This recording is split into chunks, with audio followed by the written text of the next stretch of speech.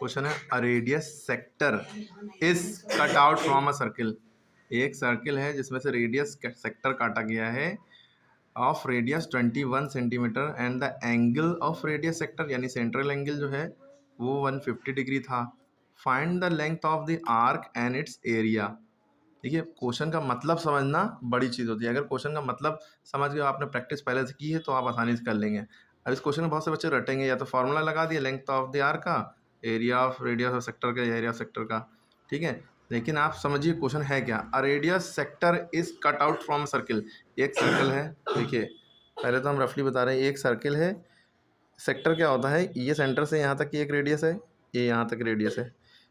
ये जो हिस्सा होता है ये सेक्टर है, ये पिज्ज़ा का स्लाइस है समझ लीजिए। इसको काट लिया गया, इसको काट लिया गया। अब आपका ये सर्किल ऐसा बनेगा, वो तो अलग बात है।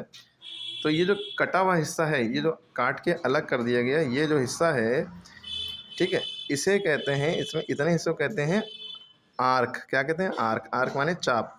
और इसी का एरिया निकालना है, ये एरिया ऑफ सेक्टर है, इसका एरिया ऑफ सेक्टर निकालना है। और लेंथ ऑफ द आर्क, ये आर्क की कितनी लंबाई है, ठीक है। तो आर्क के लिए ये फॉर्मूला लगता है theta upon 360 into 2 pi R. 2 pi R यानी सर्कमफेरेंस, सर्किल वाला लेते हैं। आर्क जो है देखिए सर्कमफेरेंस पे तो ही है, सर्किल की वॉल पे है ना ये, इसलिए 2 पाई आर लगता है। और जब एरिया ऑफ सेक्टर निकालते हैं तो थीटा अपॉन 360, यानी ये दोनों में सेम है। 2 पाई आर की जगह पाई आर स्क्वायर लगता है, क्योंकि एरिया सर्किल का फॉर्मूला होता है पाई आर स्क्वायर, इसलिए, ठीक है। अब इन्होंने देखिए बच्चे ने क्या किया, इनका आंसर नहीं आ रहा है, तो क्वेश्चन का मतलब समझ गए ना, ठीक है। तो लेंथ ऑफ द आर्क के लिए आर को एल से शो करते हैं, theta upon 360 into pi R लगाया। थीटा की वैल्यू सेंट्रल एंगल 150 दिया है, ठीक है। एंगल ऑफ रेडियस सेक्टर दिया है 150, यानी कि ये एंगल दिया है, ये एंगल है ना, अरे ये एंगल 150 दिया है, ठीक है, ओके। तो थीटा अपॉन 360 यानी 150 अपॉन 360, 0 से 0 कट गया। अरे कम खासो यार, ठीक है। 3 5 द 15, 3 1 द 3, 3 2 द 6, 5/12 हो गया।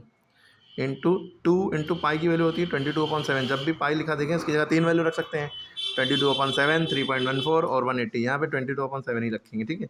इंटू रेडियस की वैल्यू कितनी दी है, 21 दी है, क्वेश्चन में आपने देख लिया। तो 7 1 7, 7 3 था 21, ओके। यहाँ तक समझ में आया। 5/12 ये बचा था, 2 2 द 4, 2 2 द 4 इंटू 3। अब देखिए 3 1 the 3, 3 4 the 12, 4 1 the 4, 4 1 the 4, 4 1 the 4, 5 into 11, नीचे 1 नहीं लिखते, 11 5 द 55। ये लेंथ ऑफ द, यानी कि ये 55 सेंटीमीटर। अब area of sector, mobile hang होने लगा, देखिए। सेक्टर के लिए फॉर्मूला क्या है, area of sector of circle, यानी पूरा ये जो सेक्टर है इसकी वैल्यू निकालनी है। एरिया सेक्टर का फॉर्मूला क्या होता है, theta upon 360 into pi R square, ठीक है। थीटा की वैल्यू कितनी थी, 150 थी, 360, पाई की वैल्यू 22/7 21 थी, ठीक है। अच्छा, लेकिन स्क्वायर 7 3 था 21, वहाँ स्क्वायर नहीं लगा था, इसलिए एक ही बार लिखा था, ठीक है। 3 2 6 यहाँ into 22 into 31, 3 1 2 to the 4, 11 5 the 55, 21 1 the 21। अब इन दोनों को मल्टीप्लाई करेंगे, 21 55 को 2 से डिवाइड कर देंगे, मल्टीप्लाई तो करना आता ही है।